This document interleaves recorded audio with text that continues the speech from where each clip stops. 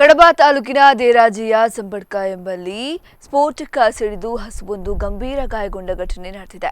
ದೇರಾಜಿ ಸಂಬಡ್ಕ ನಿವಾಸಿ ಬಾಲಚಂದ್ರ ಅವರಿಗೆ ಸೇರಿದ ಹಸು ಇದಾಗಿದ್ದು ಹಸುವಿನ ದವಡೆಗಳು ಸಂಪೂರ್ಣವಾಗಿ ಕಿತ್ತು ಹೋಗಿದೆ.